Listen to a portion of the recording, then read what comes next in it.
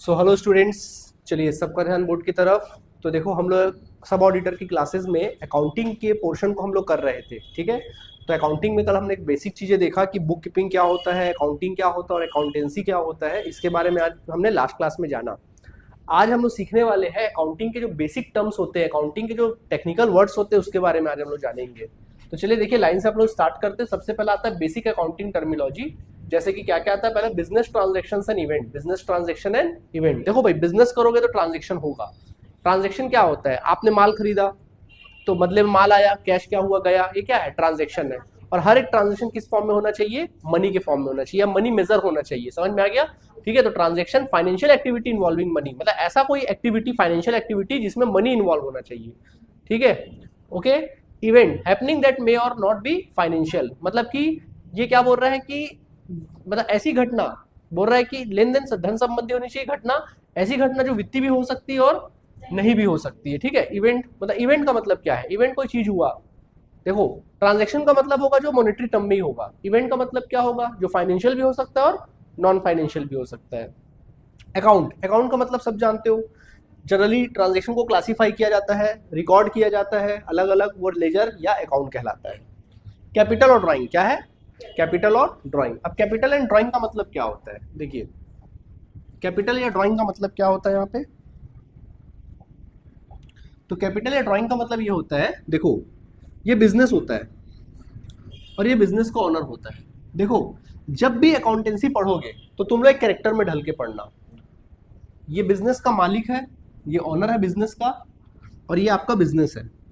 तो आपको एक कैरेक्टर में ढल के पढ़ना पड़ेगा। तुमको अपने आप को बिजनेस समझना है, क्या समझना है, बिजनेस। तुम अपने आप को बिजनेस समझो, तब चीजें समझ में आएंगी, ठीक है। तो देखो, बिजनेस को शुरू करने के लिए एक ओनर को क्या करना पड़ता है, कुछ लगाना पड़ता है। जैसे होता है ना पेड़, अब पेड़ अपने आप फल नहीं दे देता है। जब तक उसको आप बीज नहीं बोगे, कुछ पानी नहीं डालोगे, तब वो पेड़ नहीं बनेगा, तब वो फल नहीं देगा। वैसे बिजनेस होता है। बिजनेस अपने आप कोई बिजनेस नहीं शुरू होता है। बिजनेस को अगर शुरू करना है, प्रॉफिटेबल बनाना है, तो पहले उसको कुछ लगाना पड़ेगा। तो बिजनेस का ऑनर अपने पर्सनल प्रॉपर्टी से, अपने पर्सनल प्रॉपर्टी से यानी अपने निजी संपत्ति से, अपनी पर्सनल प्रॉपर्टी बोले तो कहां से, निजी संपत्ति से जो कुछ भी लगाएगा, क्या लगाएगा, हो सकता है वो कैश लगाएगा, हो सकता है वो गुड्स लगाएगा, हो सकता है वो एसेट्स कुछ लगाएगा। इन सबको बिजनेस में क्या करेगा, लगाएगा, ठीक है। लगाएगा तो जो भी अपने पर्सनल पर्पस पर प्रॉपर्टी से जो कुछ भी लगाता है उसको अपन कैपिटल कहते हैं। क्या कहते हैं, कैपिटल। आया बात समझ में। और इस कैपिटल के बदले में बिजनेस उसको क्या देता है, प्रॉफिट देता है। क्या देता है, प्रॉफिट। यही कैपिटल है, यही क्या है, कैपिटल है। आया बात समझ में कि नहीं आया, यही कैपिटल है। क्लियर हुआ ये बात आप लोगों को, ठीक है। मिटा दो इसको, ठीक है। इसी तरीके से ड्राइंग्स की बात आती है। ड्राइंग्स क्या होता है, ये बिजनेस है, बिजनेस का ओनर है। अब बिजनेस का ओनर अपने पर्सनल पर्पज से बिजनेस से जो कुछ भी निकालता है, पर्सनल पर्पज से निकाल कर अपने घर ले जाता है। जैसे बिजनेस से उसने कैश निकाल लिया, रोकड़ निकाल लिया, कोई गुड्स निकाल लिया, माल निकाल लिया, या फिर कोई भी एसेट्स निकाल लिया यानी कि संपत्ति निकाल लिया, और निकाल कर अपने घर ले गया और पर्सनल पर्पज से उसको क्या कर रहा है, यूज कर रहा है। तो इसको अपन क्या बोलते हैं, ड्राइंग्स बोलते हैं। क्या बोलते हैं बच्चे, इसको ड्राइंग्स बोलते हैं। क्या बोलते हैं, ड्राइंग्स। ड्राइंग्स, या फिर इसको अपन बोलते हैं आहरण। क्या कहते हैं, आहरण कहते हैं। आया बात समझ में कि नहीं आया, ठीक। जब भी पर्सनल पर्पस वाली बात आ जाएगी, दिमाग में बैठा लो, क्या आएगा वहां पे, ड्राइंग्स आएगा, ठीक है। ओके, चलिए आगे बढ़ते हैं। इसके बाद नेक्स्ट तो देखो, capital honours investment in business. Business में जो भी ऑनर पैसा लगाएगा वो क्या है, इन्वेस्टमेंट है। ये बिजनेस का क्या है, ऑनर जो लगाएगा वो पैसा इन्वेस्टमेंट है, ठीक है। तो इसके बाद ड्राइंग्स, तो amount withdraw bye honour for personal use. Clear हो गया। लाइबिलिटी, अब लाइबिलिटी का मतलब क्या होता है, लाइबिलिटी का मतलब होता है दायित्व, कर्जा लेना। क्या लेना, कर्जा लेना, ठीक है, वो लाइबिलिटी होता है। जैसे बिजनेस है, अब बिजनेस जब कोई बाहरी लोगों से या बिजनेस अपने ऊपर क्या करता है, कुछ पैसा उधार ले लेता है जिसको रीपेमेंट करना है, उसको अपन क्या बोलते हैं, लाइबिलिटी बोलते हैं। क्या बोलते हैं, लाइबिलिटी या फिर दायित्व। समझ में आया, ठीक है। इसके बाद होता है संपत्ति यानी कि एसेट्स। एसेट्स ऐसा कोई भी चीज जिस पर आपका पोजीशन हो, जिसको आप कैश में कन्वर्ट कर सको, रोकड़ में बदल सको, वो क्या है तुम्हारे लिए, संपत्तियां हैं, ठीक है। यानी कि resources own by the business having value, मतलब ऐसा रिसोर्सेज बिजनेस का जो बिजनेस क्या करता है, ओन करता है, मालिक होता है, और उसको उसकी वैल्यू को क्या करता है, मैनेज करता है। उसका वैल्यू उसके पास होती है, एक वैल्यूएबल चीज होती है, उसको अपन एसेट्स बोलते हैं। क्या बोलते हैं। अब ये एसेट दो प्रकार का होता है, एक फिक्स्ड एसेट्स होता है, दूसरा कौन सा एसेट्स होता है, करंट एसेट्स होता है। फिक्स्ड एसेट्स क्या होता है? ऐसा कोई भी एसेट जिसकी वैल्यू साल भर फिक्स रहेगी, नॉन करंट एसेट्स है, या जिसको साल भर आप कैश में कन्वर्ट नहीं कर सकते। देखो समझाते हैं, देखो समझाते हैं क्या होता है फिक्स्ड एसेट्स या नॉन करंट एसेट्स। देखो नॉन करंट एसेट्स बोलो या फिर इसी को अपन फिक्स्ड एसेट्स भी कह सकते हैं, यानी कि स्थायी संपत्ति कह सकते हैं, और एक होता है करंट एसेट्स। एसेट्स का मतलब क्या है? वो चीज जिसको आप कैश में क्या करोगे? कन्वर्ट करोगे, ठीक है। फिक्स्ड एसेट्स या नॉन करंट एसेट्स का मतलब होता है ऐसा एसेट जिसको आप एक साल में, मतलब जो करंट ईयर आपका चल रहा है ना, उसमें आप कैश में कन्वर्ट करने वाले नहीं हो, इसको कैश में बदलने वाले नहीं हो, इसको सेल करने वाले नहीं हो, मतलब इन शॉर्ट ये बोला जाए कि सेल करने वाले नहीं हो आप, वो आपका नॉन करंट एसेट्स है। जैसे आपके पास एक बिल्डिंग है, अभी वो बिल्डिंग है आपके पास, क्या उसको इस साल आप बेच रहे हो, तो क्या है वो? Current assets, sorry non current assets है। क्या है? Non current assets. समझ में आ गया? करंट एसेट्स किसको बोलेंगे? वो एसेट्स जो एक साल के अंदर, विथ इन 1 ईयर, एक साल के अंदर, विथ इन 1 ईयर, एक साल के अंदर आप उसको कैश में कन्वर्ट करने वाले हो। कैश में क्या करने वाले हो? बदलने वाले हो एक साल के भीतर। मतलब कोई एसेट्स है जो एक साल के अंदर कैश में कन्वर्ट होने वाला है या हो जाएगा, उसको अपन बोलेंगे करंट एसेट्स। क्या कहेंगे? Current asset. जैसे cash in hand, cash at bank, stock, debtor, ठीक है, बिल्स रिसीवेबल, यानी कि क्या क्या बोल सकते हैं? रोकड़, बैंक में रोकड़, आपका संपत्तियों में जैसे कि भूमि और भवन, प्लांट और मशीनरी, सॉरी यार मैं करंट एसेट्स की बात कर रहा हूँ। रोकड़, हाथ में रोकड़, बैंक में रोकड़, आपका देनदार यानी कि डेटर, बिल्स रिसीवेबल यानी कि प्राप्ति पत्र, ठीक है, पूर्वदत्त यानी कि प्रीपेड एक्सपेंसेस, एक्रूड इनकम यानी कि उपार्जित आय, ये सब आप कैश में क्या कर सकते हैं? कन्वर्ट करोगे एक साल के अंदर, इसको करंट एसेट्स बोलेंगे। क्या बोलेंगे? Current assets. और ये है नॉन करंट एसेट्स। क्या है? नॉन करंट एसेट, ठीक है। अच्छा मैं एक सवाल पूछता हूँ आपसे, मान लो मेरे बिजनेस में एक कार है, बताओ ये कैसा एसेट्स है? ये नॉन करंट फिक्स्ड एसेट्स है या करंट एसेट्स? करंट है। कैसे बोल सकते हो करंट है? कार कभी बिक जाएगा? नहीं, ऐसा नहीं है। आप बेच रहे हो कि नहीं बेच रहे हो? नहीं, देखो भाई, ऐसा चीज जो कैश में लिक्विडिटी होती है, जो एक साल के अंदर कैश में कन्वर्ट कर सकते हैं, वो करंट एसेट्स है। जिसको नहीं कर सकते हो करंट एसेट्स नहीं है ना, ये बता रहा हूं मैं आप लोगों को। बताओ बताओ बताओ। नॉन करंट एसेट्स, बिल्कुल देख लेते हैं। देखो करंट एसेट्स का मतलब ये होता है जिसको आप कैश में कन्वर्ट कर सकते हो। देखो मैं सीधा पूरा लिख ही के दिखा देता हूँ तुम लोग को, आप लोग लिख भी लेना डायरेक्ट। चलो लिख ही देता हूँ मैं तुम लोगों के लिए। अब बात लिख ली तो लिख ही देते फटाफट से। रुको, हाँ बिल्कुल लिखेंगे, आप लोग भी लिखते हैं, कोई दिक्कत नहीं, लिखना ही है, ठीक है। समझो, देखो जैसा कि आपको बता दूं कि जो एसेट्स होता है वो दो टाइप का होता है, ठीक है। एक होता है तुम लोगों का नॉन करंट एसेट्स यानी कि fixed assets. Non current assets बोले तो फिक्स्ड एसेट्स, ठीक है। नॉन करंट एसेट्स यानी कि फिक्स्ड एसेट्स यानी कि गैर चालू संपत्तियां, गैर चालू संपत्तियां, ठीक है। और एक होता है करंट एसेट्स यानी कि चालू संपत्तियां। इसी को अपन स्थायी संपत्ति या फिक्स्ड एसेट्स भी कहते हैं। ये होता है करंट एसेट्स यानी कि चालू संपत्ति, ठीक है। अब वो कौन कौन सी चीजें होती है भैया? देखो ऐसा नॉन करंट एसेट्स क्या क्या कहलाता है? वो एसेट जिसको आप कैश में कन्वर्ट नहीं कर सकते एक साल के अंदर, साल भर उसकी वैल्यू क्या रहेगी? फिक्स रहेगी, तो उसको नॉन करंट एसेट्स बोलते हैं। क्या बोलते हैं? अभी दो प्रकार का, एक टेंजिबल है, टेंजिबल मतलब मूर्त है, जिसको आप जिसको देख सकते हो, छू सकते हो, महसूस कर सकते हो। और एक इनटेंजिबल है यानी कि अमूर्त है। क्या है इनटेंजिबल यानी कि? क्या है? अमूर्त है, जिसको आप देख छू नहीं सकते हो, ठीक है। देख तो सकते हो बट छू नहीं सकते हो, या महसूस हो सकता है। जैसे कि देखिए टेंजिबल एसेट्स में क्या आता है, जैसे प्रीमाइसेस, आपके बिजनेस का कैंपस, परिसर, प्रीमाइसेस, ठीक है। प्रीमाइसेस यानी कि परिसर। इसके अलावा लैंड एंड बिल्डिंग, भूमि और भवन, क्या बोलेंगे इसको? भूमि व भवन, भूमि और भवन। प्लांट एंड मशीनरी यानी कि संयंत्र और यंत्र, संयंत्र और यंत्र, ये सब फिक्स्ड एसेट्स है। देखो इसकी वैल्यू साल भर फिक्स रहती है। क्या रहती है? साल भर फिक्स रहती है। इसको 12 महीने के अंदर कैश में कन्वर्ट नहीं किया जाता। हाईली लिक्विडिटी नहीं होती इसमें, हाईली लिक्विडिटी, तरलता नहीं होती इसमें ज्यादा, ठीक है। इसके अलावा furniture and fixtures, furniture and fixtures, furniture and fixtures and fittings, and fittings ये भी होता है, ठीक है। फर्नीचर उपस्कर, जो ऑफिस में लकड़ी के जो भी सामान है फर्नीचर है।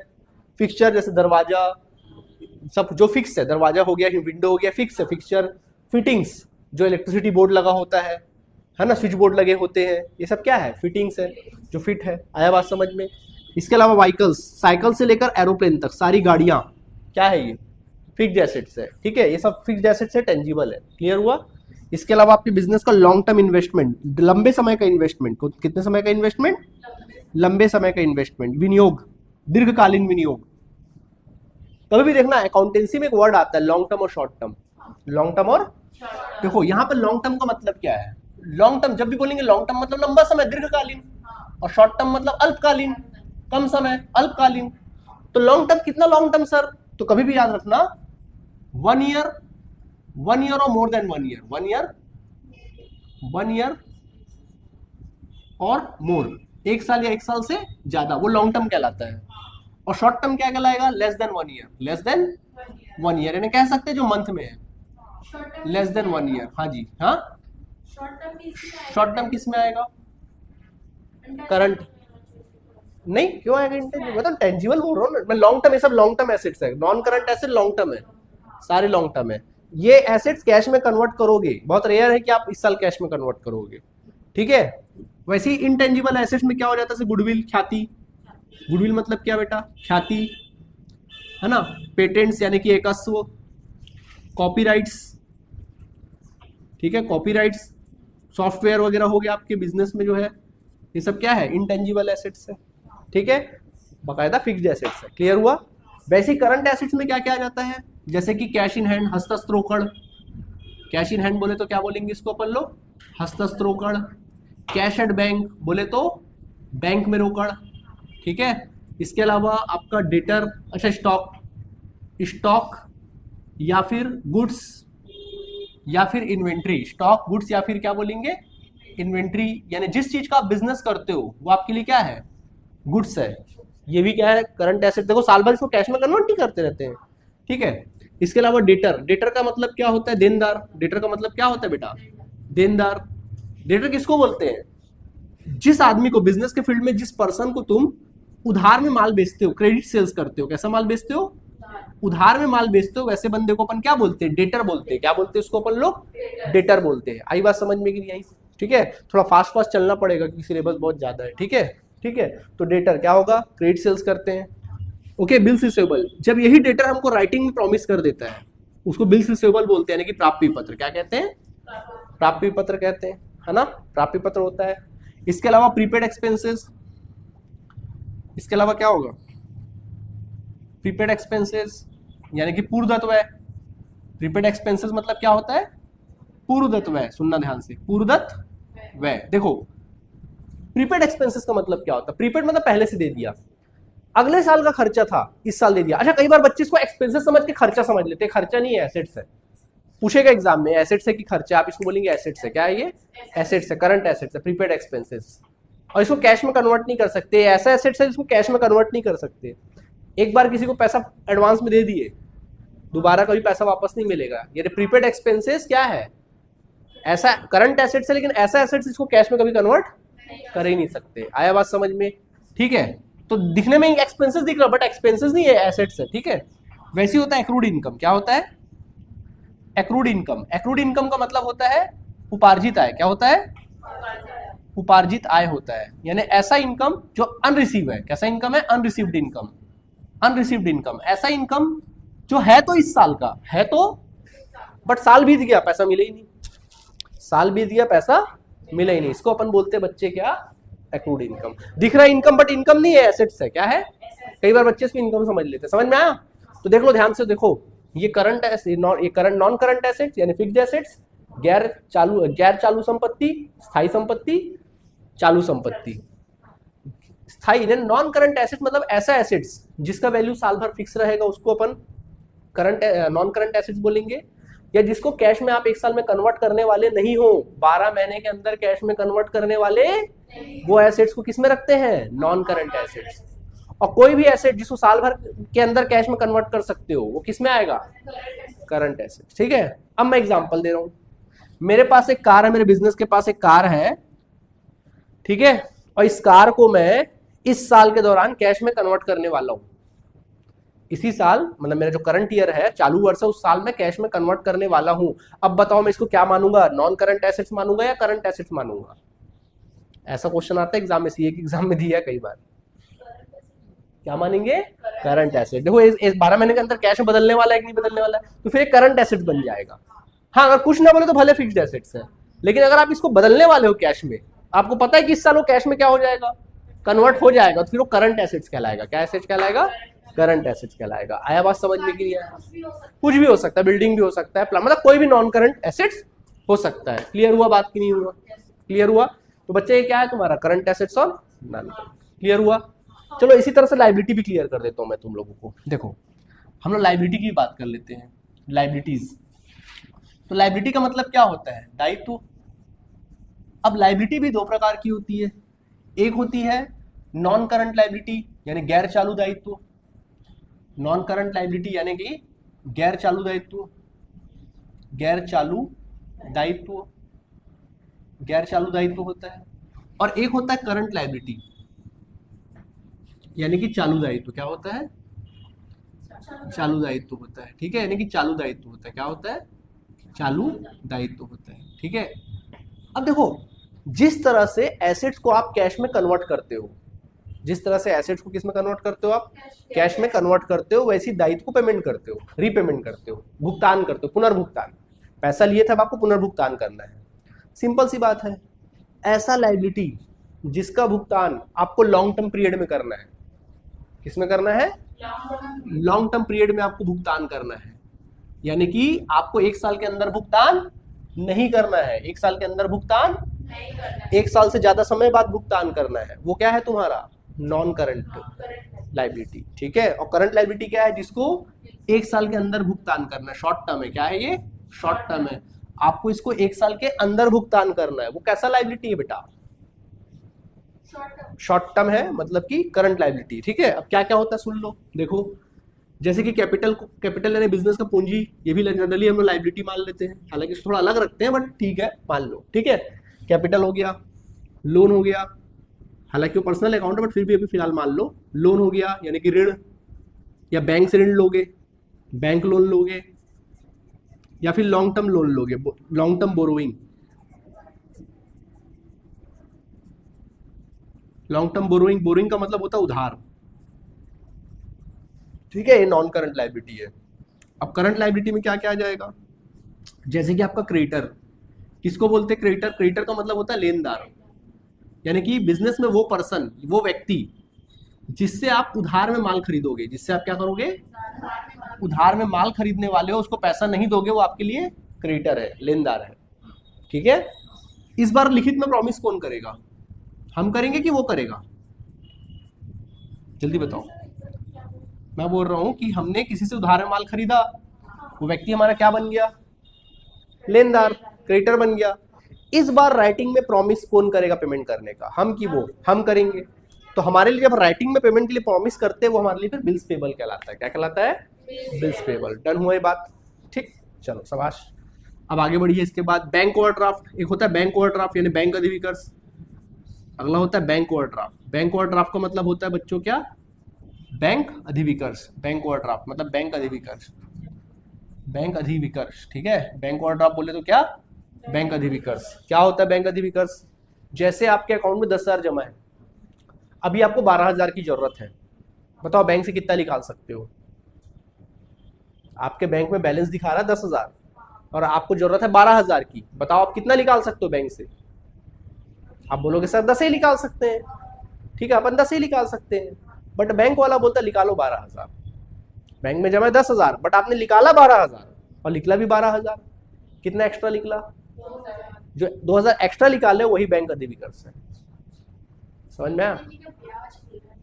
नहीं, ब्याज भी लेगा बैंक, वो अलग बात है। फिलहाल हम बैंक अधिविकर्ष की बात करें। बैंक एक तरह से लोन दे रहा है आपको, और हर किसी को ऐसा फैसिलिटी नहीं मिलता, केवल उसको फैसिलिटी मिलता है जो बिजनेस चला रहा है। बैंक से संबंध है उसका, बैंक वाला जानता है इसके अकाउंट में रेगुलर पैसा आता है, रेगुलर पैसा जाता है, तो मैं इसको काट लूंगा, तो फैसिलिटी देता है बैंक वाला अपने कस्टमर को। तो आपके अकाउंट में 10,000 जमा है, आपने 12,000 निकाला, कितना एक्स्ट्रा निकाला? 2,000 एक्स्ट्रा निकाला, वही तुम्हारा बैंक अधिविकर्ष है। और कल को जब आप 50,000 जमा करोगे ना बैंक में, मान लो 50,000 जमा किए, तो बैंक वाला आपका बैलेंस कितना दिखाएगा? 48,000। 2,000 काटेगा, 48,000 दिखाएगा।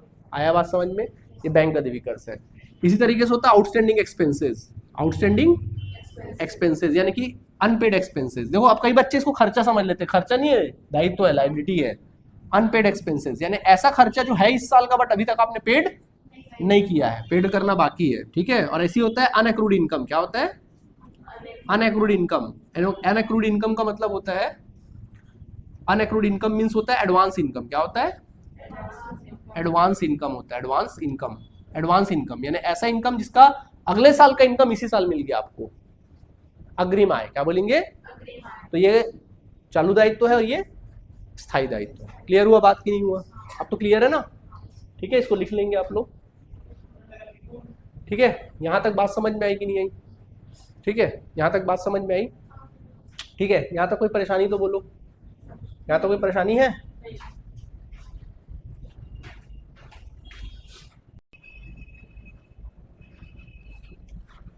ओके, तो एसेट्स क्लियर हो गया।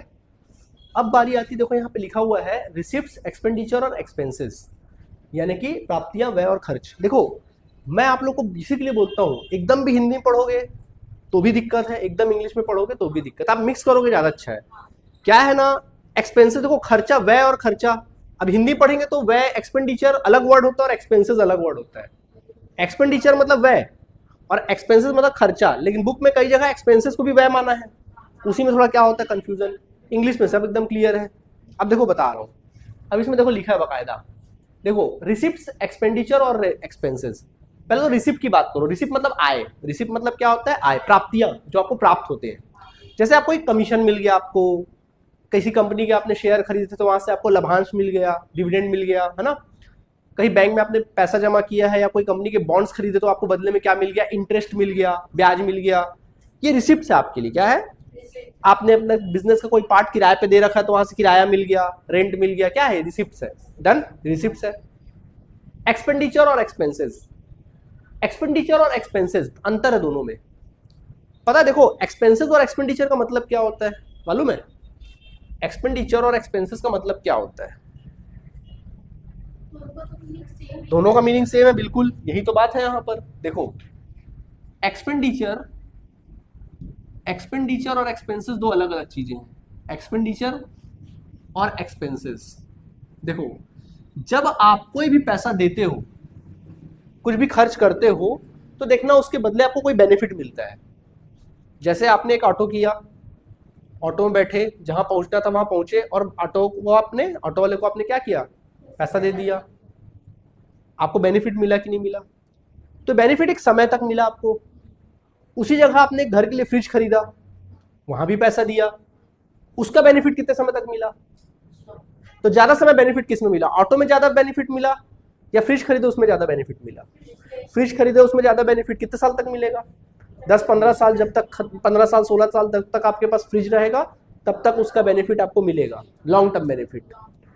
और एक आपने ऑटो में बैठे और ऑटो को आपने यूज किया और जहां तक पहुंचना था पहुंचे 15-20 मिनट में, और ऑटो वालों को आपने पैसा देके क्लियर कर दिया, वहां भी खर्चा हुआ आपका, वहां भी पैसा दिए हो, तो उसका बेनिफिट कितना समय तक का था? 5-10 मिनट, 15 मिनट, ज्यादा हुआ तो आधा घंटा। ठीक, तो ऐसा कोई बेनिफिट, जब आप कोई खर्चा करते हो तो उसका बेनिफिट ये देखना कितने समय तक मिल रहा है। वो बेनिफिट आपको लॉन्ग टर्म के लिए मिल रहा है या वो बेनिफिट आपको किसमें मिल रहा है? शॉर्ट टर्म के लिए मिल रहा है। तो अगर लॉन्ग टर्म के लिए मिल रहा है तो वो एक्सपेंडिचर कहलाता है, व्यय कहलाते हैं। क्या कहलाते हैं? व्यय, एक्सपेंडिचर, कैपिटल एक्सपेंडिचर भी बोलते हैं इसको, ठीक है। और अगर शॉर्ट टर्म के लिए बेनिफिट मिल रहा था वो एक्सपेंसेस कहलाएंगे। क्या कहलाएंगे? एक्सपेंसेस। क्लियर हुआ बात की नहीं हुआ? समझ में आ रहा है बात? ठीक। अब जैसे मान लो आप इलेक्ट्रिसिटी बिल पे करते हो, बताओ क्या है वो? अगर आप इलेक्ट्रिसिटी बिल पे करते हो वो क्या है? वो एक्सपेंसेस है। कैसे लॉन्ग टर्म भैया? इलेक्ट्रिसिटी बिल आप, अच्छा लॉन्ग टर्म नहीं समझ रहे हो? देखो लॉन्ग टर्म मतलब 1 साल से ज्यादा बेनिफिट मिलेगा, 1 साल से ज्यादा समय के लिए बेनिफिट मिलेगा, लॉन्ग टर्म है। और जिसका बेनिफिट आपको शॉर्ट टर्म मिलेगा, मतलब 1 साल से कम समय तक के लिए मिलेगा, फिर आपको देना पड़ेगा अगर और बेनिफिट चाहिए तो, शॉर्ट टर्म है। जैसे इलेक्ट्रिसिटी बिल, इलेक्ट्रिसिटी बिल कैसे देते हो? अभी दिए, उसके बाद फिर क्या हो गया? क्लियर हो गया ड्यू, खत्म कहानी। कैसा बेनिफिट मिल रहा है भाई? शॉर्ट टर्म बेनिफिट मिल रहा है। है ना, क्या है ये, खर्च है ये, है ना, किस में आ रहा है ये, खर्च में आ रहा है। आया बात समझ में कि नहीं आया? ठीक है, क्या है ये हमारे लिए, खर्चा है। ठीक है, वही मैं अगर बोलूँ फैन लगाओगे, वो फैन खरीदे, ये लॉन्ग टर्म है, एक्सपेंडिचर है। समझ में आ गया अंतर? बिल्डिंग खरीदोगे, एक्सपेंडिचर है ना, बिल्डिंग का किराया दोगे, एक्सपेंसेस है। अब पहचानने में कोई तकलीफ होगी? अब कभी एक्सपेंडिचर क्या समझ में आ गया, एक्सपेंसेस क्या समझ में आ गया? ठीक है, कोई परेशानी? हाँ हाँ हाँ, व्यय है। ठीक, यानी कि एक्सपेंडिचर है, इंग्लिश में समझो, एक्सपेंडिचर है। और शॉर्ट टर्म बेनिफिट मिल रहा हो, क्या है, एक्सपेंसेस। समझ में आ गया? वाईफाई का बिल देते हो, कोई किसी का सब्सक्रिप्शन लेते हो, क्या है ये, एक्सपेंसेस है। समझ में आ गया कि नहीं आ गया? ठीक, समझ में आया? देखो लिखा भी है, receive money, receive expenditure spending for long term benefits, expenses cost incurred for earning revenue. मतलब एक्सपेंसेस का मतलब, अच्छा एक चीज और बोल रहा है, कई बार अपन रेवेन्यू कुछ पाने के लिए कुछ होते ना, कुछ पाने के लिए हम कुछ खर्च करते, रेवेन्यू जनरेट करने के लिए कुछ खर्च करते, उसको भी अपन क्या बोलते हैं, एक्सपेंसेस बोलते हैं। जैसे कि मान लीजिए आपको दुकान, मतलब आपको बिजनेस करना है, तो बिजनेस के लिए आपको जगह चाहिए, तो कमाना है तो कुछ पैसा खर्चा करना पड़ेगा। तो आप इलेक्ट्रिसिटी बिल दे रहे हो, रेंट दे रहे हो, तो कुछ खर्चा कर रहे हो ना, तो कुछ खर्च करो तो बदले में इनकम मिल रहा है, वो भी एक तरह से एक्सपेंसेस कहलाएगा। ठीक है, समझ में आ गया? इसके बाद बच्चों आता है इनकम, प्रॉफिट, गेन और लॉस। अब इनका मतलब क्या है देख लो, income earning from business. Income का मतलब क्या है, ऐसा कोई भी इनकम अर्निंग जो बिजनेस से अर्निंग करते हो, जैसे कमीशन, रेंट रिसीव, जैसे कमीशन मिल रहा है ना, ये आपका अर्निंग हो, ये इनकम कहलाएगा। क्या कहलाएगा? इनकम, जो इनकम होता है। प्रॉफिट, प्रॉफिट का मतलब क्या होता है, एक्सपेंसेस, इनकम ओवर एक्सपेंसेस। इसका मतलब क्या हुआ देखो,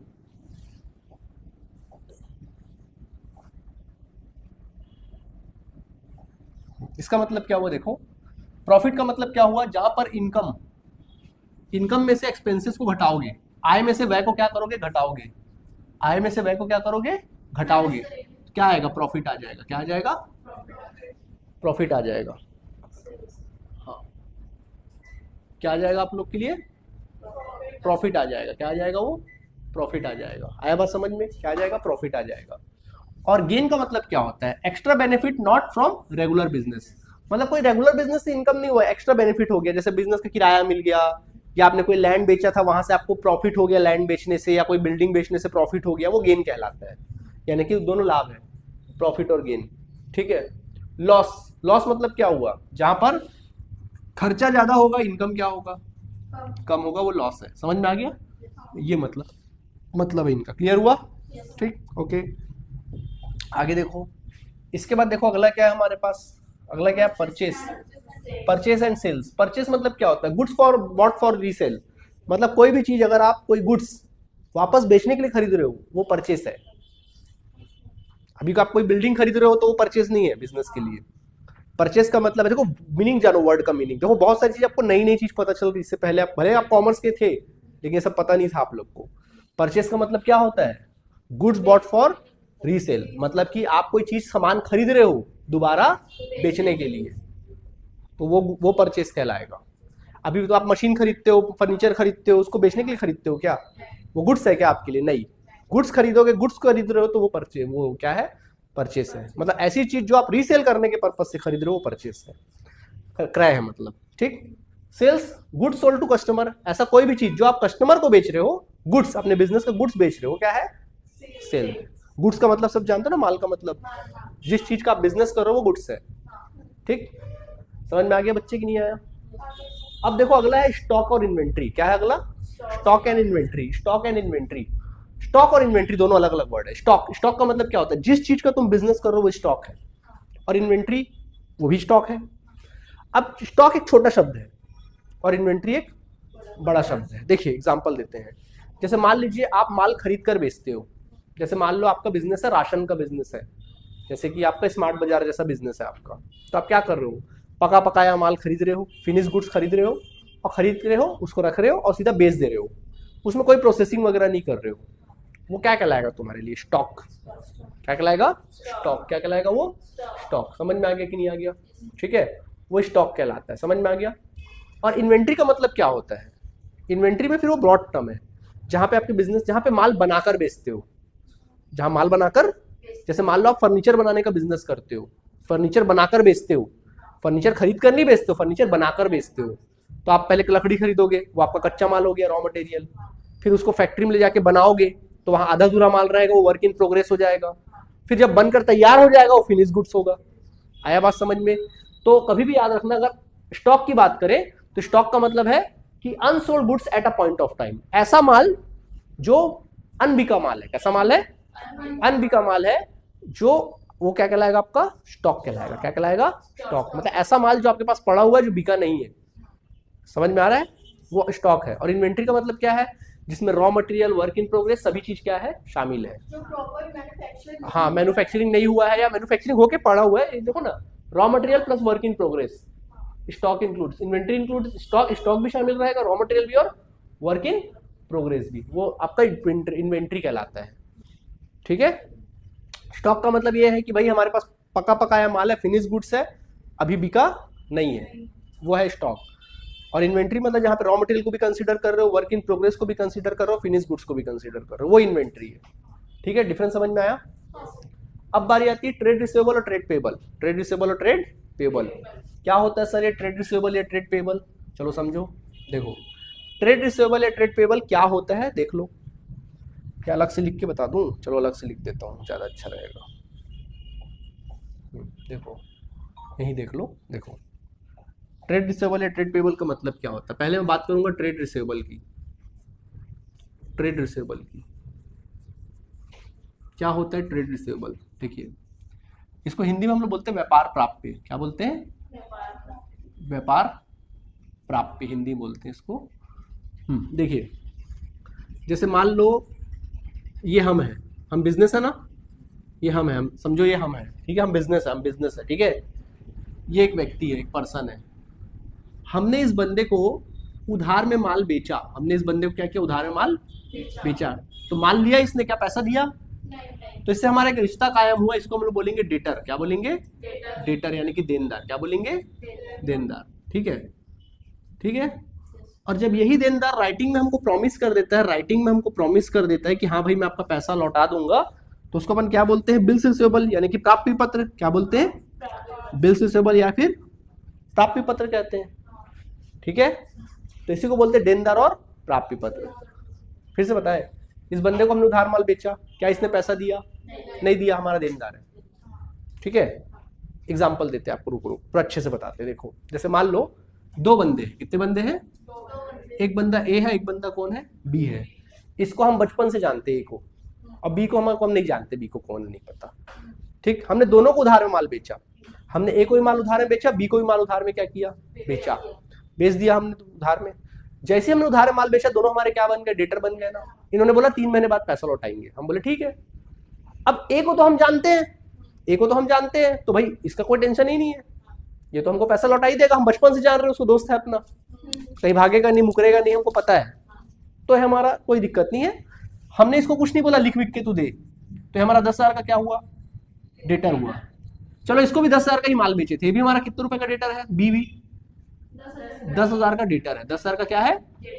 डेटर है। बट इसको जानते नहीं है, कल को मुकर गया तो भैया डर है हमको, तो हमने इससे राइटिंग में लिखवा लिया, बोला भैया लिख के दे दे तू। तो जैसे ही लिख के दिया कि हाँ मैं पैसा लौटा दूंगा, इसने हमको एक बिल दे दिया। क्या दे दिया? एक 10,000 रुपए का बिल दे दिया, बिल्स रिसीवेबल दे दिया हमको 10,000 रुपए का।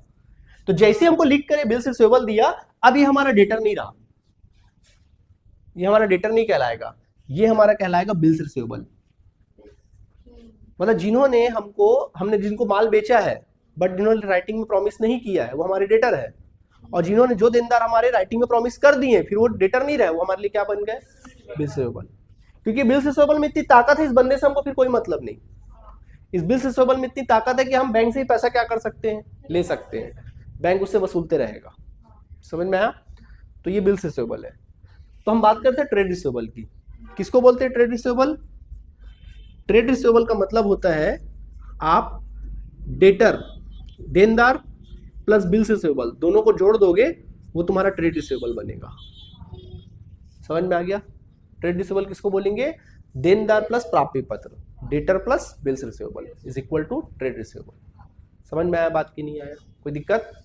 सेम वैसे ही क्या होता है मालूम है तुम लोग को? ट्रेड पेबल सेम वैसे ही क्या रहता है? ट्रेड पेबल, पेबल मतलब हमको देना है पैसा। व्यापार दे बोलते हैं, हिंदी में क्या बोलते हैं, व्यापार दे, देना बाकी है पैसा, क्या है, देना बाकी है। एक वर्ड आता है देना, देखना, एक वर्ड आता है पेड और एक वर्ड आता है पेबल। पेड का मतलब क्या होता है, दे दिया, दत्त, दे दिया, दत्त दे दिया। और ये पेबल का मतलब क्या होता है, देना बाकी, दे है ये, देना बाकी है, अभी दिए नहीं, देना बाकी है। वैसे एक वर्ड होता है रिसीव्ड, रिसीव मतलब रिसीव हो गया, पैसा प्राप्त हो गया, प्राप्त हो गया पैसा, प्राप्त आ गया पैसा हाथ में। एक होता है रिसीवेबल, पैसा भी मिला नहीं है, मिलना बाकी है, ये होता है रिसीवेबल का मतलब, इसको बोलते हैं प्राप्त, क्या बोलते हैं। अब वर्ड में कोई कंफ्यूजन होगा। ट्रेड पेबल का मतलब क्या होता है, फिर वापस आ जाते हैं, ट्रेड पेबल क्या है, देखिए ये आपका बिजनेस है, ये आप हो और एक व्यक्ति है। इस बार आपने इस व्यक्ति से उधार में माल खरीदा, क्या खरीदा, सॉरी, उधार में माल खरीदा, यानी क्रेडिट परचेस किया इस आदमी से, आपने क्या परचेस किया, उधार में परचेस किया इस आदमी से। इस आदमी से रिश्ता बना कि नहीं बना, इस आदमी को अपन क्या बोलेंगे, क्रेडिटर, यानी कि लेनदार, क्या बोलेंगे इसको, क्रेडिटर बोले तो लेनदार बोलेंगे। समझ में आया कि नहीं आया, ये क्रेडिटर बन जाएगा। इसी जगह इस आदमी से भी हमने क्या किया, माल खरीदा है, वो भी हमारा क्रेडिटर है, ठीक है। लेकिन इस आदमी को हमने राइटिंग में प्रॉमिस दिया इस बार, सॉरी, इस आदमी को हमने राइटिंग में प्रॉमिस कर दिया कि भाई तेरा पैसा लौटा देंगे, क्या बन गया, ये बिल्स पेबल। इसको प्रॉमिस किए, तो जिसको प्रॉमिस नहीं किया वो क्रेडिटर है, जिसको प्रॉमिस कर दी वो बिल्स पेबल बन गया। सही बात है। तो ट्रेड पेबल कैसे बनता है, ट्रेड पेबल ऐसे बनता है, ट्रेड पेबल कैसे बनेगा, क्रेडिटर्स, देखो शॉर्ट में लिख रहा हूं, लेनदार प्लस बिल्स पेबल, ऐसे बनता है आपका। समझ में आया बात कि नहीं आया, ऐसे बनता है, कोई दिक्कत है, पक्का, ठीक है, ऐसे बनाना है, ठीक है, ओके, ठीक है, चलो।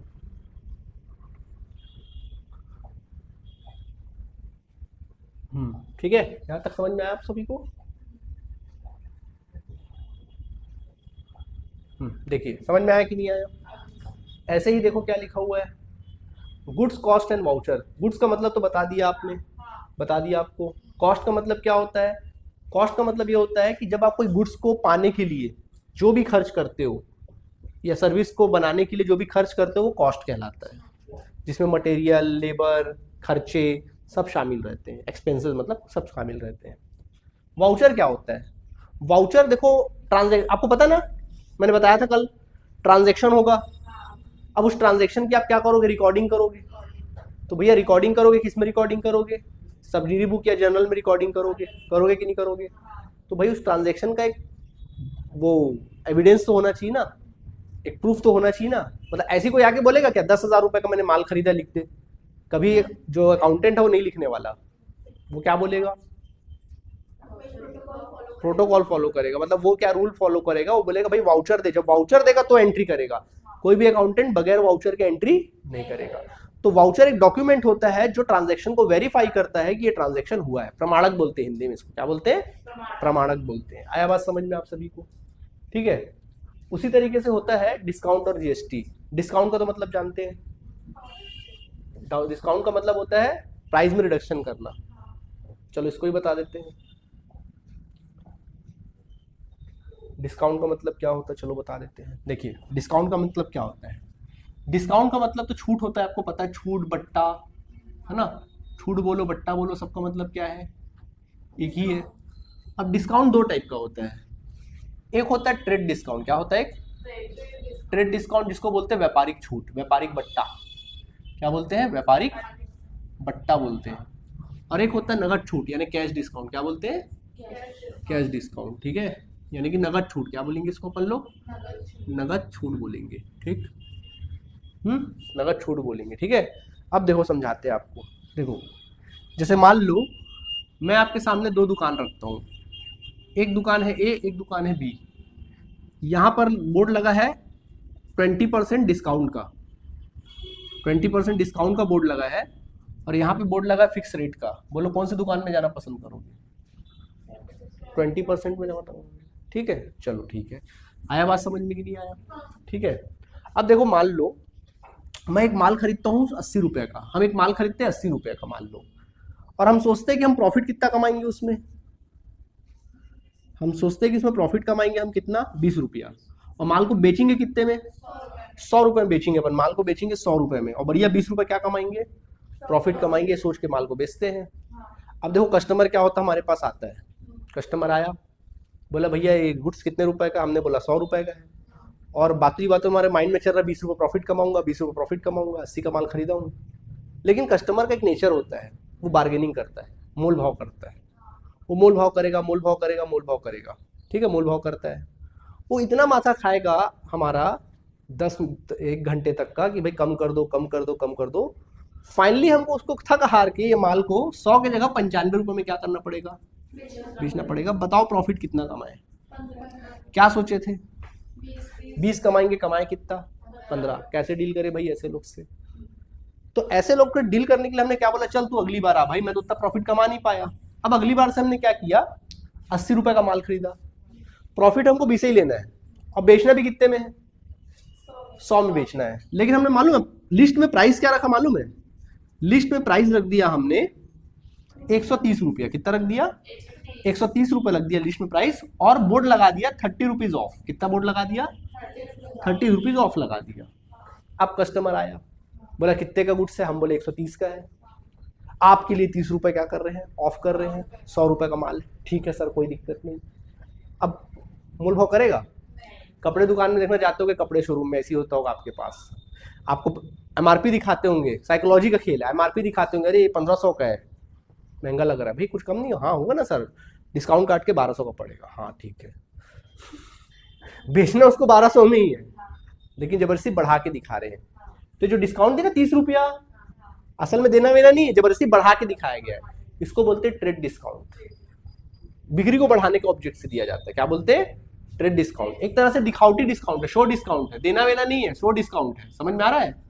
इसकी जर्नल एंट्री नहीं बनती, याद रखना, ऐसे डिस्काउंट की जर्नल एंट्री नहीं बनती, ऐसे डिस्काउंट की जर्नल एंट्री नहीं करते हैं, ये तो शो डिस्काउंट है, दिखावे का डिस्काउंट है। समझ में आया। ये डिस्काउंट हुआ, कौन सा डिस्काउंट, शो डिस्काउंट हुआ, एक तरह से ट्रेड डिस्काउंट। ठीक है, ओके। चलो चलो भाई, कस्टमर को आपने 100 रुपये माल बेच दिया, सामने वाला लेके चला गया।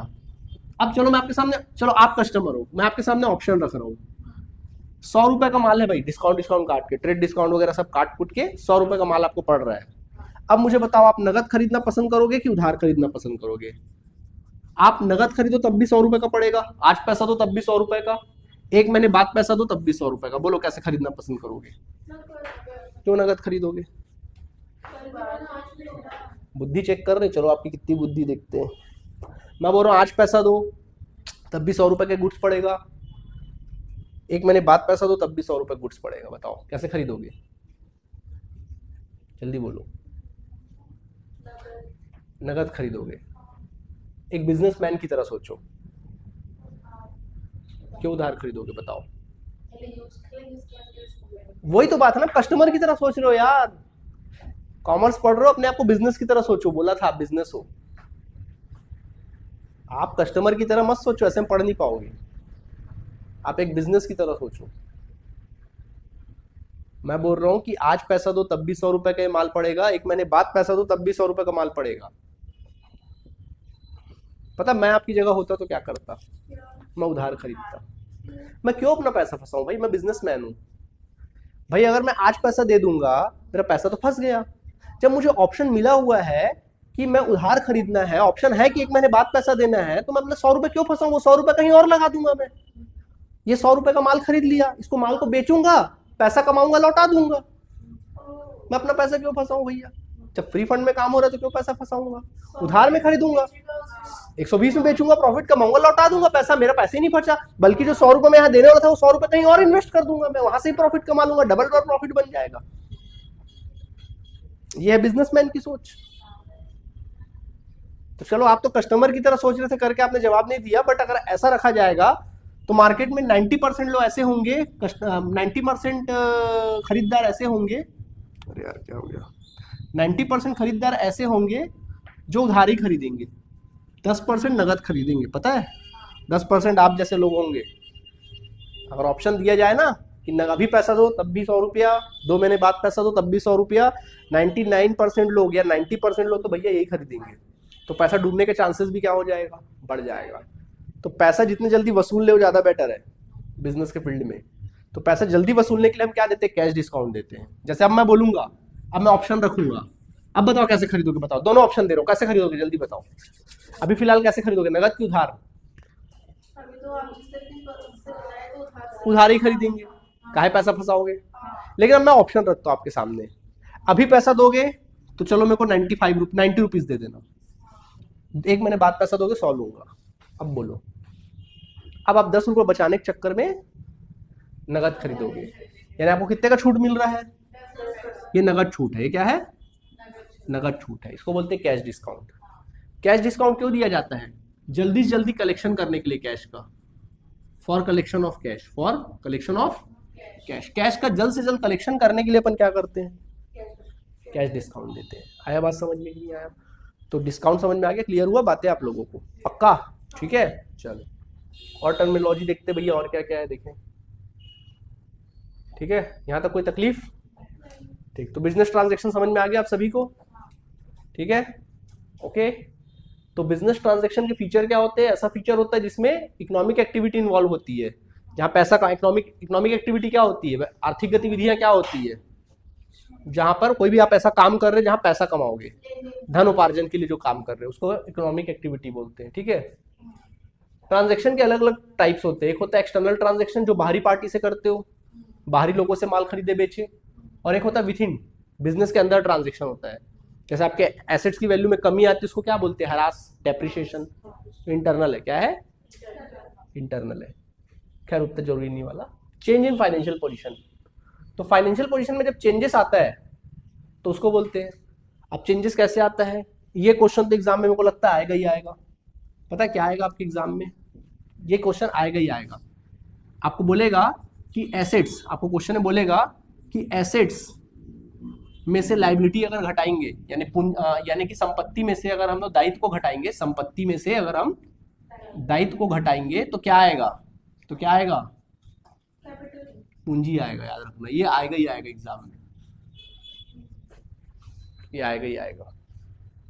ठीक है, बड़ा सिंपल सी बात है, तो पता ही है ना तुम लोगों को। ठीक है, ओके, आगे बढ़े। Must be measurable in money, जो भी ट्रांजैक्शन उसको मनी में मेजर करना बहुत जरूरी है। ठीक है, सब मेजरेबल होना चाहिए, जो मनी में मेजर नहीं करोगे उसको आप अकाउंटिंग में शामिल नहीं करोगे। ठीक है, चलो, तो अकाउंटिंग टर्म एक भाग खत्म हो गया। अब हम लोग आ जाते हैं भाग 2 में, आ जाते हैं, किस में आ जाते हैं, भाग 2 में आ जाते हैं हम लोग, भाग 2 में आ जाते हैं। क्या क्या है भाई भाग 2 में, देखें, देखिए क्या क्या है भाग 2 में, देखें तो देखिए फटाफट से। हाँ, इवेंट का मतलब तो हो गया, जो भी बिजनेस ट्रांजैक्शंस होंगे, परचेस करना, सेल करना, इवेंट होगा। अकाउंट का मतलब समझ में आ गया, अकाउंट का लेजर होता है, जब लेजर पढ़ाऊंगा तब क्लियर करूंगा इसके बारे में। कैपिटल का मतलब मैंने बता दिया, ड्राइंग्स का मतलब, आहरण का मतलब मैंने बता दिया, लायबिलिटी क्या होती है भी बता दिया। ठीक है, लायबिलिटी के टाइप्स बता दिया। अच्छा, लायबिलिटी के भी टाइप होते हैं, एक इंटरनल, दूसरा एक्सटर्नल। देखो बताता हूँ, देखो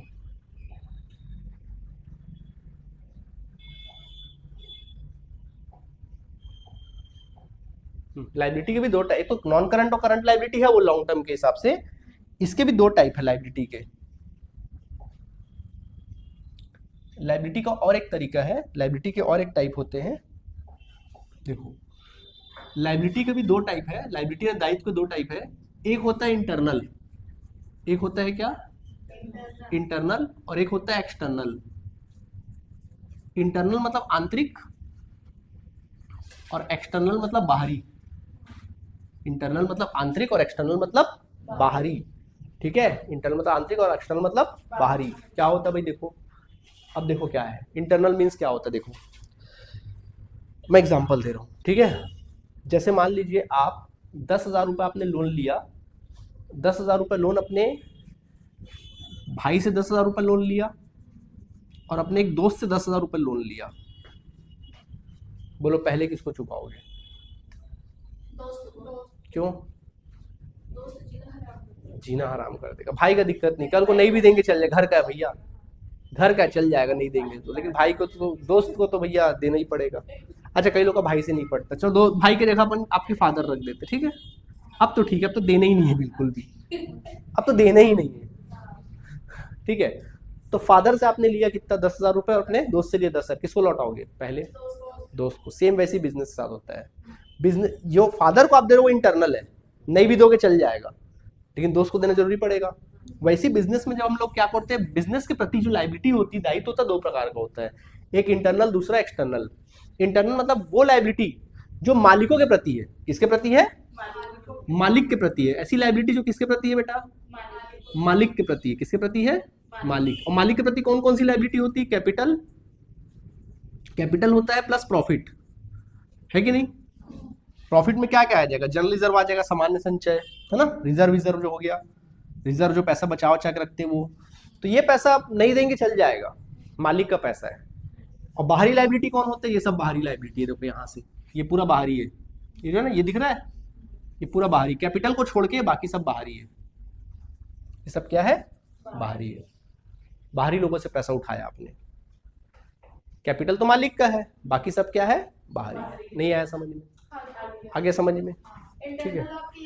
हाँ हाँ, वो दोस्त लोग हैं, ठीक।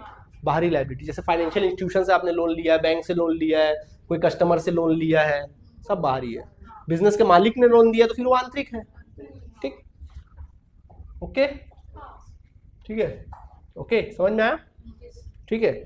ऐसी नॉन करंट लायबिलिटी दीर्घकालीन है, पढ़ा दिया मैंने। अल्पकालीन है, पढ़ा दिया मैंने। एसेट्स के बारे में मैंने पढ़ा दिया, एसेट्स क्या क्या होता है सब पढ़ा दिया।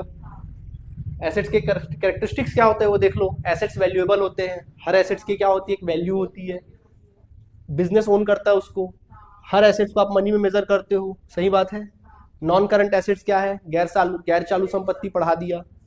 Types of non current assets ये भी पढ़ा दिया मैंने, है ना। इंटेंजिबल भी पढ़ा दिया। करंट एसेट चालू संपत्ति क्या होती पढ़ा दिया। करंट संपत्ति क्या होती समझा दिया। रिसिप्ट्स क्या होते समझा दिया। हाँ, कुछ स्पेशल पॉइंट्स देख लो इसमें जो है, स्पेशल पॉइंट देख लो। करंट एसेट्स किसको बोलेंगे? ऐसे एसेट जिसको आप एक साल के अंदर कैश में कन्वर्ट करने वाले हो, जो ऑपरेटिंग साइकिल में कन्वर्ट होते हैं। समझते हो ऑपरेटिंग साइकिल किसको बोलते हैं? संचालन चक्र। मतलब कि देखो, बिजनेस ऐसा चीज है कि आप कैश लगाते हो, बदले में फिर वो कैश बनता है, साइकिल चलता है। जैसे देखो एग्जांपल दे रहा हूं आपको। सबसे पहले आप क्या करते हो? बिजनेस शुरू करते हो। तो बिजनेस शुरू करने से आप फर्नीचर बनाकर बेचने वाले हो, तो फर्नीचर बनाने के लिए आपको कच्चा माल खरीदना पड़ता है, लकड़ी खरीदना है आपको। तो आप पैसा देके लकड़ी खरीदते हो। देखो अभी आपके पास पैसा है, आपने पैसा दिया, बदले में क्या किया? लकड़ी खरीदा। अब लकड़ी खरीदा आपने, अब उसको फैक्ट्री लेके गए। अब उस लकड़ी को आपने फर्नीचर में क्या किया? कन्वर्ट किया, कन्वर्ट वगैरह किया। अब वो कन्वर्ट हुआ, उसमें फिर पैसा आपको लगा, फिर पैसा लगा। अब वो माल बनकर तैयार हो गया। जो आपने पैसा लगाया था वो फिजिकल गुड्स में बदल गया। जो पैसा लगाया वो किसमें बदल गया? एक फिजिकल गुड्स में। अब फिर पुनः इसको पैसे में बदलते हो आप, मार्केट में बेचकर। तो मार्केट में बेचते हो, कुछ लोग को उधार बेचते हो, कुछ लोग को क्या करते हो? नगद बेचते हो, ठीक। तो जैसे आप मार्केट में बेचते हो तो उधार बेचे तो भी अभी भी वो फिजिकल एसेट्स नहीं बन, अभी वो तुम्हारे पास वो लिक्विड नहीं हो, तरलता नहीं है, वो अभी देनदार है, डेटर है वो। और कुछ लोगों ने पैसा दे दिया तो कैश में कन्वर्ट हो गया। फिर बाद में डेटर लोग भी आपको पैसा लौटा देते हैं, तो भी क्या हो गया? कैश में कन्वर्ट हो गया। तो चक्र में एक समय लगता है कि नहीं लगता है? पहले पैसा आपका गुड्स में बदलता है, फिर वो गुड्स पुनः किस में बदल जाता है? रोकड़ में। इसको बोलते हैं ऑपरेटिंग साइकिल। क्या बोलते हैं? यही करंट एसेट्स है। हाँ, पूंजी फंसाया, फिर उससे पैसा बनाया, बढ़ के फिर हमारे पास वापस आ गया। हाँ, थोड़ा पैसा लगाएंगे तो पैसा कमाएंगे, ठीक है। कोई दिक्कत है? अभी देखो थोड़ा सा फीस दे रहे हो, कल सैलरी पाओगे उससे कहीं ज्यादा, अगर अच्छे से मेहनत करोगे तो, ठीक है। और टाइम पास करोगे भाई, देखो तो फिर कोई बात ही नहीं है। टाइम पास मत करो, कोई भी तैयारी करो, तगड़ी तैयारी करो, तभी ऐसे कुछ मत छोड़ो। थकना उकना नहीं है, बस मजा आना चाहिए, पढ़ना है, टॉप करना है मेरे को। पहला दूसरा तीसरा चौथा नहीं, नंबर 1 आना है, ये सोच के पढ़िए आप। कोई चीज मेरे से नहीं छूटना चाहिए, सब पढ़ना है मुझे, सब सीखना है मेरे को, ठीक है। आया बात समझ में? स्पेशल पॉइंट देख लो। प्रीपेड एक्सपेंसेस को कभी कैश में कन्वर्ट नहीं कर सकते, बताया था मैं। बस इसका फ्यूचर में बेनिफिट उठा सकते हो, फायदा उठा सकते हो, लेकिन कन्वर्ट नहीं कर सकते। समझ में आ गया? ठीक। कन्वर्जन साइकिल बताया ना कैसे होता है। पहले आप कैश को गुड्स में कन्वर्ट करते हो, गुड्स उधार बेचोगे तो डेटर बनेगा, बिल रिसीवेबल बनेगा, फिर वही पैसा जब आपको मिल जाएगा फिर वो कैश में कन्वर्ट हो जाएगा। एग्जाम में पूछता है ये साइकिल। आया बात समझ में? अब ऑर्डर ऑफ लिक्विडिटी देखो, मैंने बोला करंट एसेट्स। करंट एसेट्स वो होते हैं जिसको बहुत आप कम समय में, कुछ महीनों के अंदर, 11 महीने से कम समय के अंदर कैश में क्या कर लेते हो बच्चों, कन्वर्ट कर लेते हो। लेकिन करंट एसेट्स में भी कुछ एसेट्स ऐसे होते हैं जो हाईली लिक्विडिटी होती है, जिसको आपको समय लगता है। कुछ करंट एसेट्स ऐसे होते हैं जिसको आप कुछ घंटों में कैश में कन्वर्ट कर सकते हो। कुछ करंट एसेट्स ऐसे होते हैं जिसको कुछ आप 15-20 दिनों में कन्वर्ट कर सकते हो कैश में। और कुछ करंट एसेट्स ऐसे होते हैं जिसको आपको महीनों में कैश में कन्वर्ट करते हैं। और कुछ करंट एसेट्स होते हैं जिसको आप कैश में कन्वर्ट ही नहीं कर सकते। इसको भी एग्जाम में अरेंज करने को दे सकता है आपके एग्जाम में कि हाईली लिक्विडिटी, क्या बोल रहा है, लिक्विडिटी के ऑर्डर में। अब जैसे कि cash in hand, cash in hand तो ऑलरेडी कैश में कन्वर्ट है, तो एकदम हाईली लिक्विडिटी है। कैश एट बैंक, बैंक में पैसा भैया, जैसी पैसे की जरूरत पड़ी बैंक से पैसा निकाल लिए, कुछ घंटे में कैश में कन्वर्ट हो गया, मिनटों में कैश में कन्वर्ट हो गया, सही बात है। उसके बाद आता है bills receivable, bills receivable bill है आपके पास, बैंक को भेज दो, कैश में कन्वर्ट हो गया, घंटों में कैश में कन्वर्ट हो गया। बिल्स रिसीवेबल कुछ घंटों में कैश में कन्वर्ट हो गया। शॉर्ट टर्म इन्वेस्टमेंट, बेच दो, ये भी कुछ घंटों में पैसा क्या हो जाएगा, कन्वर्ट हो जाएगा, जिसको करंट इन्वेस्टमेंट बोलते हैं। अल्पकालीन विनियोग, छोटे छोटे कंपनी के शेयर्स या बॉन्ड्स खरीदो, कुछ घंटों में कैश में कन्वर्ट हो जाएगा। देनदार, देनदार से जाके पैसा मांग लो डेटर से, कुछ दिनों में कैश में कन्वर्ट हो जाएगा, दिनों में या महीनों में। और फिर स्टॉक, स्टॉक को कन्वर्ट होने में महीने लग जाते हैं, इसमें लग जाएगा महीने में। और प्रीपेड तो कभी कन्वर्ट कर ही नहीं सकते। ये अरेंज करना है। कैश इन हैंड, स्टेप याद रखना, cash in hand, cash at bank, उसके बाद फिर बिल्स रिसीवेबल, फिर मार्केटेबल सिक्योरिटीज या फिर शॉर्ट टर्म इन्वेस्टमेंट, फिर डेटर, फिर स्टॉक, सबसे अंत में स्टॉक, और उससे भी अंत में प्रीपेड एक्सपेंस। समझ में आया कि नहीं आया, कोई दिक्कत है, नहीं है, ठीक। वैल्यूएशन, अगला क्या है, वैल्यूएशन। देखो जब अपन फाइनल अकाउंट बनाते हैं ना, तो फाइनल अकाउंट में याद होगा आप लोग क्रेडिट साइड अपन क्लोजिंग स्टॉक लिखते थे, क्रेडिट साइड में हम लोग अंतिम स्कंद लिखते थे, याद होगा इनकम के कास्ट में। तो कई बार अंतिम स्कंद की वैल्यू करते हैं अपन लोग, तो ये भी एग्जाम में पूछेगा, याद रखना। स्टॉक या इन्वेस्टमेंट की वैल्यू को आप बैलेंस शीट में कैसे कंसीडर करोगे, कैसे लिखोगे, तो उसकी वैल्यू दो वैल्यू होती है स्टॉक की, एक कॉस्ट वैल्यू होगी, एक मार्केट वैल्यू होगी। तो जो वैल्यू कम होगी उसको लिखना है क्लोजिंग स्टॉक में ना, जिसकी वैल्यू कम होगी, मार्केट वैल्यू आपके सामने रहेगा और एक कॉस्ट वैल्यू जितना में आपने खरीदा वो वैल्यू रहेगी। तो जिसकी वैल्यू लो रहेगी उसको लिखना है, नियम है अकाउंटेंसी में। समझ में आ गया, कोई दिक्कत है इसको, कोई दिक्कत है तो बोलो, कोई दिक्कत नहीं है, ठीक। डेटर बिल रिसीवेबल बता दिया, कैश भी बता दिया।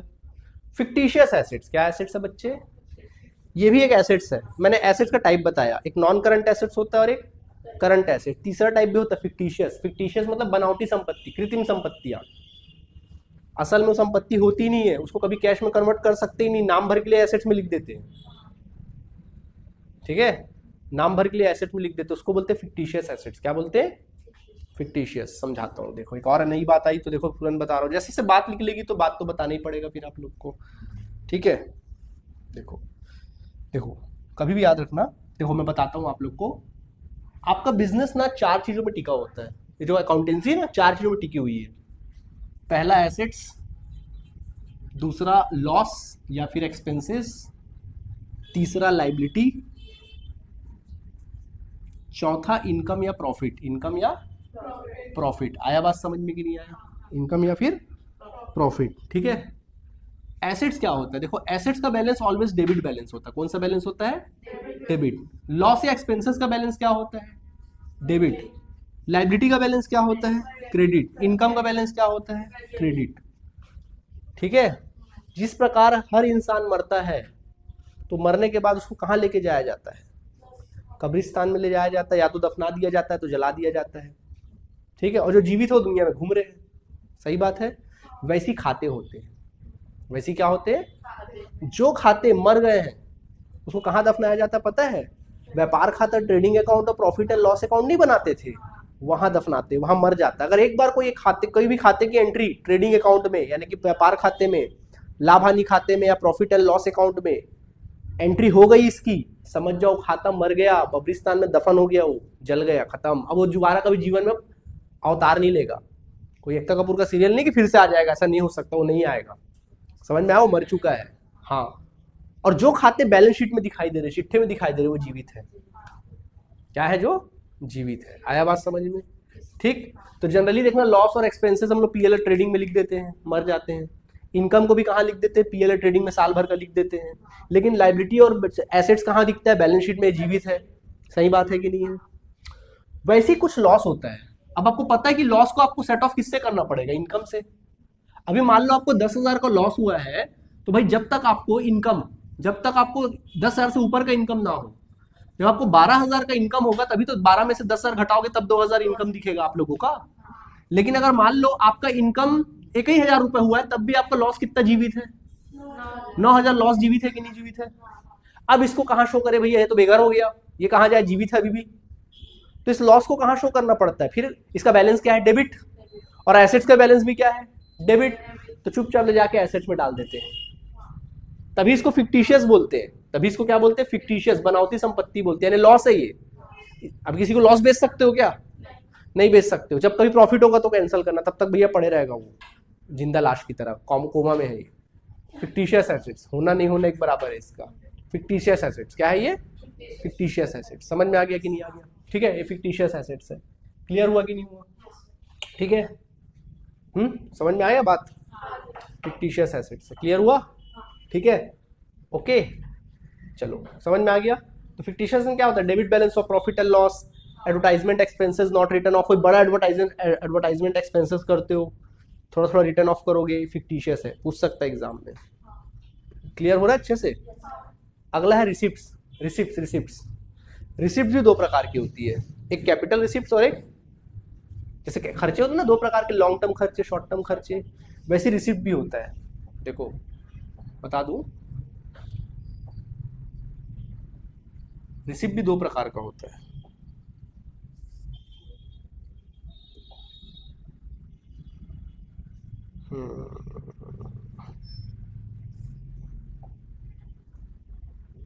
देखो रिसिप्ट भी बच्चों दो प्रकार का होता है, रिसिप्ट भी दो प्रकार का होता है।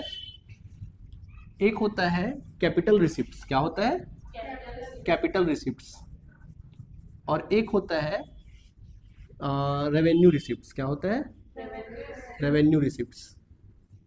हिंदी में इसको कहते हैं पूंजीगत प्राप्तियां, क्या बोलते हैं, पूंजीगत प्राप्तियां बोलते हैं, और इसको आगमगत प्राप्तियां बोलते हैं। नॉन कैपिटल तो नहीं पता मेरे को, ठीक है, ठीक है, ये होता है। अब देखो कैपिटल रिसिप्ट मतलब होता है लॉन्ग टर्म, ऐसी प्राप्तियां जो लॉन्ग टर्म है, आज हुआ है दोबारा नहीं होने वाला, या होगा 10-15 साल बाद होगा, या 5-6 साल बाद होगा, या 1 साल के बाद होगा। और एक प्राप्तियां होती है जो शॉर्ट टर्म प्राप्तियां होती है, यानी एक तरह से कह सकते हैं रेगुलर इनकम। कैसा इनकम, रेगुलर प्राप्तियां, रेगुलर रेगुलर, हर दिन हर पल मिलते ही रहता, साल भर वो मिलते रहता, हर महीने मिलेगा, रेगुलर रिसिप्ट है। कैसा रिसिप्ट है, रेगुलर रिसिप्ट है, ठीक, तो उसको अपन रेवेन्यू बोलते हैं, ठीक है, समझ में आ गया। कैपिटल रिसिप्ट लॉन्ग टर्म है, कभी कभी मिलेगा, हमेशा नहीं मिलेगा, ठीक है। देखो क्या क्या capital receipt, not regular income affect capital और लाइबिलिटी, ये ऐसा रेगुलर नॉन रेगुलर इनकम है, ये कैपिटल लाइबिलिटी को इफेक्ट करता है। शो इन बैलेंस शीट, इसको बैलेंस शीट में शो किया जाता है, जैसे सेल्स ऑफ फिक्स्ड एसेट, कोई फिक्स्ड एसेट बेचा आपने, कैपिटल इंट्रोड्यूस किया, नया कैपिटल इंट्रोड्यूस किया, लोन लिया, ये सब क्या है, non capital receipt. Revenue receipt क्या है, जो रेगुलर इनकम होता है, जैसे बिजनेस को चलाओगे तो आपको सेल्स करोगे, कमीशन मिलेगा, डिविडेंड मिलेगा, इंटरेस्ट मिलेगा, सब रेगुलर रिसिप्ट है। समझ में आ गया, sales of goods, commission, fees, interest, dividend, etcetera etcetera etcetera. Expenditure बताया ना तुम लोग को, एक्सपेंडिचर लॉन्ग टर्म बेनिफिट मिलेगा, expenses short term. Capital expenditure, जैसे कैपिटल एक्सपेंडिचर क्या होता है, अच्छा चलो ठीक है, यहाँ तक कितना हुआ आज देखे भला, अरे बहुत बड़ा 18 पेज का है, तो अभी टाइम लगे, 9 ही पेज हुआ अभी तक। चलो ठीक है, फिलहाल यहाँ तक समझ में आया कि नहीं आया, बाकी चर्चा कल के क्लास में करेंगे, ओके, ठीक है। कितना बच्चा देखो भला, वैसे ज़्यादा बहुत ज़्यादा हो जाएगा नहीं, बाकी कल के क्लास में देखेंगे। चलो कल सिखाते हैं सब चीज़ को, अभी रहने देते हैं, वैसे पढ़ा तो दिया हूँ पूरा, पढ़ेंगे बाद में, कल पढ़ेंगे, चलो थैंक यू। हाँ ये जो नोट किया था इसका पीडीएफ मैं आप लोग को सेंड कर देता हूँ ग्रुप में, नोट कर लोगे, हाँ वो लिख लो ना, नोट कर लो, ठीक है, थैंक यू, हाँ थैंक यू।